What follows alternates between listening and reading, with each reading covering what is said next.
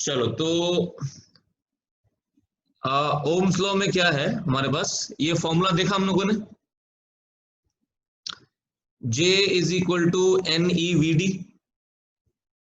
ये लास्ट वाले लेक्चर में देख चुके हैं ना हम लोग, करंट डेंसिटी का फॉर्मूला। N क्या है, number of free electrons per unit volume, E है इलेक्ट्रॉनिक चार्ज, और VD क्या है, ड्रिफ्ट वेलोसिटी, डिस्टेंस, है ना। हाँ। तो अब हम क्या करते हैं, ड्रिफ्ट वेलोसिटी का फॉर्मूला लिख देते हैं। ये ड्रिफ्ट वेलोसिटी का फॉर्मूला कल सिखाया था तुम लोगों को, है ना, E/m इंटू टाउ। टाउ क्या है यहाँ पे, रिलैक्सेशन टाइम ना सर, हाँ E/2m ना, नहीं, E/m। अच्छा अच्छा, HCV में अलग दिया हुआ है, वो नहीं यूज करना है अपने को, ठीक है। HCV में 2 का फैक्टर नीचे लगा हुआ, वो नहीं यूज करना है, ठीक है। हाँ। और कैपिटल E क्या है, कैपिटल E यहाँ पे क्या है, electric field. Yes, capital E है इलेक्ट्रिक फील्ड।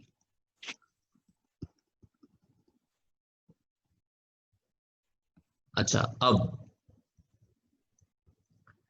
इसमें क्या है, एक काम करो, सबको एक साथ मिला दो इलेक्ट्रिक फील्ड को छोड़ के, तो NE² टाउ बाय m, दिख रहा है क्या ये, हाँ इंटू E हो जाएगा क्या।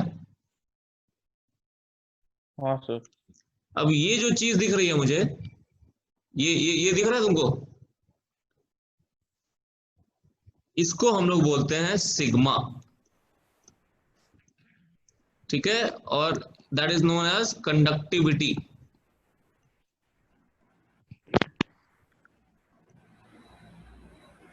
ठीक है, कंडक्टिविटी ऑफ द कंडक्टर, ठीक। तो कंडक्टिविटी किन किन चीजों पर डिपेंड कर रहा है, number of free electrons per unit volume पे डिपेंड कर रहा है, इस स्मॉल n पे, है ना, रिलैक्सेशन टाइम पे डिपेंड कर रहा है, इलेक्ट्रॉनिक मास पे डिपेंड कर रहा है, और इलेक्ट्रॉनिक चार्ज पे डिपेंड कर रहा है ना, याद रखना इसको। हाँ तो सिग्मा क्या है, sigma depends on the material, ध्यान रहे, sigma depends on the material, और टेम्परेचर के साथ वेरी होगा, कैसे वेरी होगा ये हम लोग बाद में देखेंगे, ठीक है। अभी क्या है, सिग्मा किस चीज पे डिपेंड कर रहा है, मटेरियल पे, ठीक है। चलो, तो वेक्टर फॉर्म में लिखना चाहोगे तो ऐसा लिखाएगा, J vector is equal to sigma times E vector, E, ठीक है। ये कौन सा फॉर्म में हो गया, ये हो गया इन वेक्टर फॉर्म, क्लियर। हाँ सर। बोलो। हाँ सर। अच्छा, अब ये हो गया हमारा, अब आगे कैसे प्रोसीड किया जाए, है ना। तो ये जो है ना, ये इसी को बोलते हैं हम लोग ओम्स लॉ।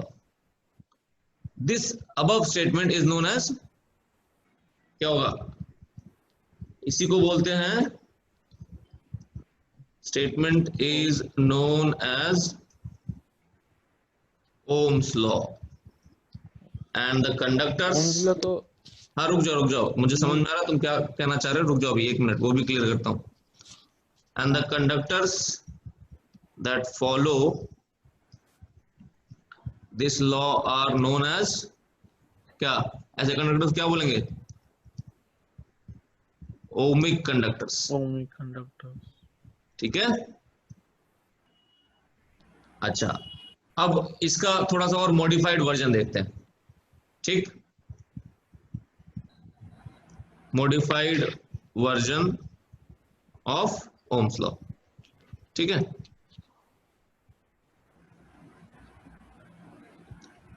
मान लो तुम्हारे पास एक कंडक्टर है,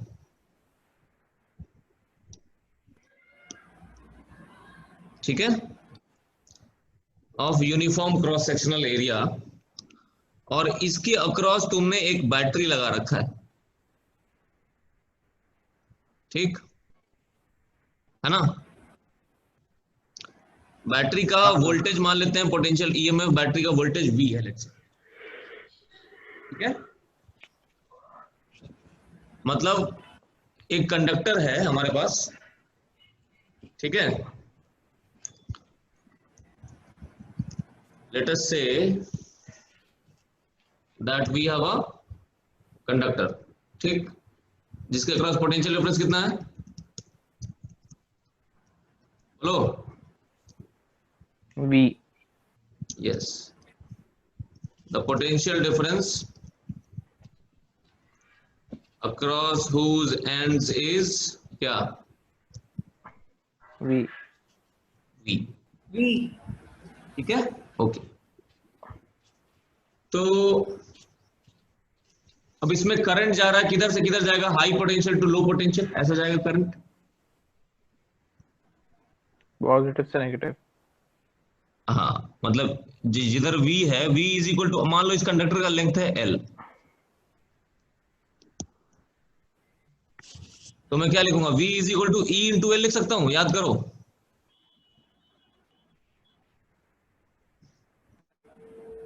नहीं, हाँ सर। क्या सर, वापस बोलो ना एक बार। Potential difference is equal to electric field into distance होता है, याद करो, अगर इलेक्ट्रिक फील्ड यूनिफॉर्म हो। हाँ, E डॉट डी आर। हाँ, तो मतलब उसको अगर सिंपल फॉर्म में लिखना चाहेंगे, अगर यूनिफॉर्म है electric field, this potential difference creates a uniform field in the conductor, ठीक है, बराबर, इसकी वजह से फील्ड आएगा हाँ ना, सर। पोटेंशियल डिफरेंस की वजह से, याद करो, रिमेंबर तब माइनस ना। हाँ सर। dv इक्वल्स क्या लिखते थे, याद है, minus E dot D are. Yes, minus E dot D are, D R. है ना। तो उसी से हम लोग डिराइव करते थे, याद है, ये तो फील्ड इज यूनिफॉर्म, हम लोग ये लिखते थे v is equal to E into L.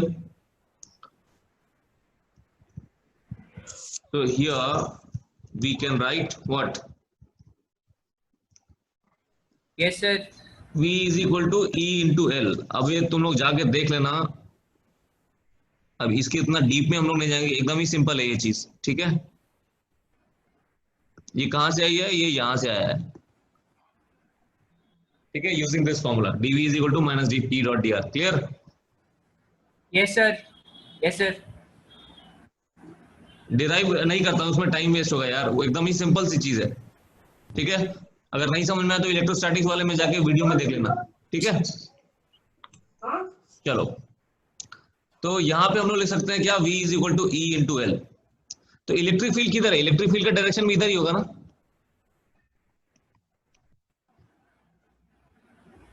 Electric field का जिधर डायरेक्शन होता है उधर पोटेंशियल घटता है ना, नहीं याद है, हाँ सर। हाँ सर, बोला था आपने। Potential decreases in the direction of क्या, इलेक्ट्रिक फील्ड। Electric field. तो पोटेंशियल किधर घट रहा है, देख के बता दो जरा ये डायग्राम, राइट पर। राइट डायरेक्शन में घट रहा है ना, मतलब इलेक्ट्रिक फील्ड किधर है, राइट डायरेक्शन में, क्लियर। क्या सर? पोटेंशियल राइट डायरेक्शन में घट रहा है ना, अरे राइट वाला एंड बैटरी के नेगेटिव टर्मिनल से जुड़ा हुआ है ना, हाँ सर। तो पोटेंशियल कम होगा ना राइट में, मतलब इलेक्ट्रिक फील्ड राइट की तरफ है, ठीक है। तो potential decreases in the direction of electric field, okay. तो इलेक्ट्रिक फील्ड, तो इलेक्ट्रॉन्स किधर ड्रिफ्ट करेंगे, लेफ्ट की तरफ। Yes, so electrons, so electric field is to the right, is to the right, and hence electrons drift to the किधर, उल्टा, left. drift to the left। तो current किधर होगा, करंट किधर होगा, करंट पॉजिटिव से करंट राइट साइड में होगा ना, इलेक्ट्रॉन्स का मूवमेंट उल्टा, electron negative charge, negative charge के उल्टा। इलेक्ट्रॉन्स इधर जाएंगे तो करंट इधर होगा, क्योंकि इलेक्ट्रॉन नेगेटिव चार्ज है, आया समझ में। हाँ sir. Yes sir. Electron electric field के उल्टा ड्रिफ्ट करेंगे, करंट होगा इसके राइट में, क्योंकि इलेक्ट्रॉन नेगेटिव चार्ज है। समझ गए? हाँ सर। चलो गुड। ओके नाउ अब लगाओ वो J इज इक्वल टू क्या होता है? Sigma E। सिग्मा ई। J क्या होता है? Current by area perpendicular. अच्छा, यहाँ पे एरिया परपेंडिकुलर A ही है, हाँ सर। ऐसा क्यों है देख लेते हैं। करंट जो मेरा फ्लो कर रहा है वो ऐसा फ्लो कर रहा है, current is flowing like this. Yes, work surface area के परपेंडिकुलर। करंट जो है वो हमेशा कैसा होगा? ये एक इमेजिनरी एरिया बनाया हमने, क्रॉस सेक्शनल एरिया इसका। ये हम लोग डील कर चुके हैं ना पिछले लेक्चर में कि एरिया हाँ, परपेंडिकुलर और ए सेम है, because current is flowing perpendicular to cross sectional area A. Clear? Yes sir 90% cases ऐसे ही होंगे ना? सारे ऐसे ही होंगे, ठीक है। Flowing perpendicular to cross sectional area A. Clear? बोलो। यस। हाँ सर। क्रॉस सेक्शनल एरिया इसका ए है, यूनिफॉर्म है ना?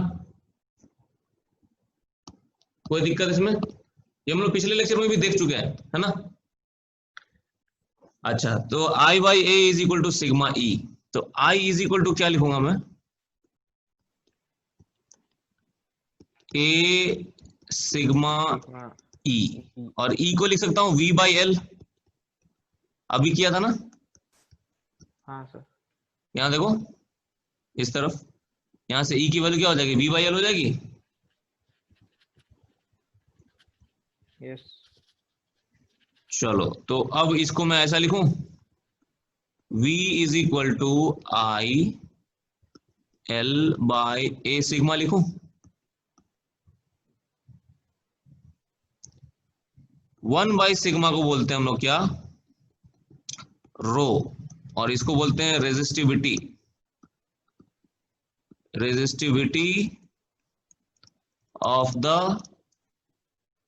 मटेरियल। क्लियर? तो V इज इक्वल टू क्या हो गया? ये बोलो, रो एल बाई ए हो गया क्या? Rho L by A into I. Yes sir. One by sigma को रो डाल दो। इस चीज को क्या बोलते हैं? इस चीज को बोलते हैं आर। आर मतलब क्या?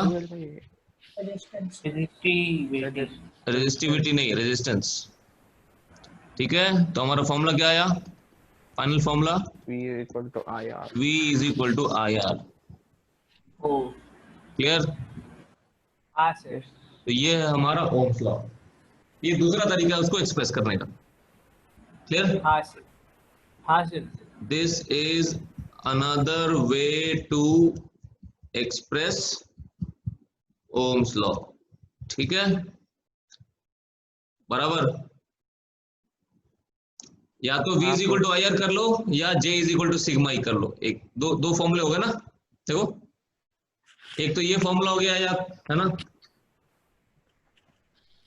और दूसरा फॉर्मूला कौन सा हो गया? V equal to I. दूसरा फॉर्मूला ये हो गया, है ना? V is equal to I are.